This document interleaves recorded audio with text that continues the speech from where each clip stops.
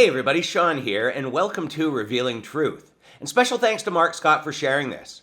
Recently, we did a video on David Hernandez supporting and promoting false apostle Kathryn Krick. Today we'll look at two things. First is David's post, and second is why I removed that video, but will be reposting an edited version. This is David's post just over a week ago, and he wants to clarify his stance on the following doctrinal points. Number one is that he doesn't believe you need to sow money to receive deliverance. He agrees this is damaging and needs to be outright rejected. He's most likely saving face in a sense because at this point, most people have already heard about Kathryn's greedy and unbiblical charging for deliverance in the past, not to mention her other greed exposures. My question is, why would any respectable Bible teacher team up with such a phony in the first place? Unless, of course, they're one too. The second thing he says, and this is the one that got me, he says that he doesn't believe Christians can be possessed and need a full-on exorcism, or in other words, need demons cast out of them. This is what threw me for a loop. After all the vids I'd done on David in the past, I was sure that casting demons out of Christians was one of them. But as I reviewed his playlist, I noticed that I didn't have even one about him on this topic. So that led me to a search to find David casting demons out of Christians. But instead, I found several videos that explained without a shadow of a doubt that David has a rock-solid understanding on this topic biblically, and that it's absolutely ridiculous to even think a spirit-filled believer could need a demon cast out of them. But that brings us to the question.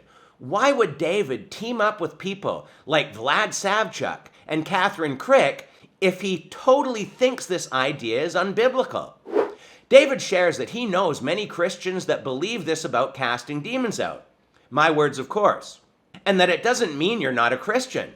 But if you're having demons cast out of you as a so-called Christian, then you aren't a Christian, because if you had the Holy Spirit in you, there's no possibility that a demon could enter you and need to be cast out. And even David agrees on this. So with David being so lighthearted on this point, he's allowing the unsaved that think they're saved to remain unsaved and still think that they are saved. And wow, is that a low-key deception. He goes on to say that he has guests with different viewpoints and that he's trying to make things clear. But the problem is that these guests have heretical and unbiblical viewpoints, and instead of correcting them biblically, David gives praise to these false teachers in these interviews. That's as deceptive comes. He's also clear that he's not making this reply because of anything he saw on the internet. No, the truth is that someone contacted him about this. Most likely in regards to the video I did, because I haven't seen any others addressing this. And he finishes off promoting unity in the body and not to demonize those with secondary disagreements. But this whole casting demons out of Christians is a salvation issue, not a secondary disagreement. And that's just one more reason why Hernandez is a misleading teacher. But the second issue here is my video. And for some reason, I dropped the ball on this one and lumped David into the demon slayer crowd, when he's not.